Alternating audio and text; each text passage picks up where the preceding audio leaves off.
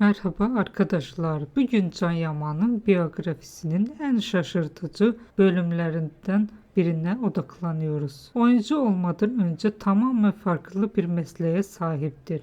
Ve bu sadece biyografi süsleyen bir detay değil, hayatının ciddi ve gerçek bir dönemidir. Liceo Italiana'da İstanbul'dan mezun olduktan sonra Yeditepe Üniversitesi Hukuk Fakültesine girdi ve 2012 yılında eğitimini tamamladı. Bu süreç onun disiplinli, kararlı ve akademik olarak güçlü bir yapıya sahip olduğunu gösterir. Mezuniyetin ardından Privateo Hois Compers bünyesinde çalışmaya başladı. Üstelik yaptığı iş birleşme ve satın almalar gibi oldukça karmaşık ve sorumluluk gerektiren bir alandır. Bu sıradan bir başlangıç değil, ciddi bir kariyerin ilk adımıydı. Ayrıca biyografik kaynaklarda Dünya Gazetesi'nin vergi bölümünde yazılar yazdığı da belirtmektedir. Bu da onun profesyonel anlamda aktif ve üretken bir dönemde olduğunu gösterir. Ancak hikayenin en önemli kısmı bundan sonra başlar. Can Yaman verdiği röportajlarda hukukun teorik yönünü sevdiğini ancak praktiki ofis hayatının zamanla kendisine uygun olmadığını fark ettiğini belirtmiştir. Kendisini aktif, enerjik ve hareketli bir insan olarak tanımlayan Yaman, kurumsal hayatın katı yapısı içinde kendini sınırlanmış hissettiğini ifade etmiştir. Bu durum onun hayatında en önemli dönüm noktalarından biri olmuştur. Ve burada önemli olan şudur: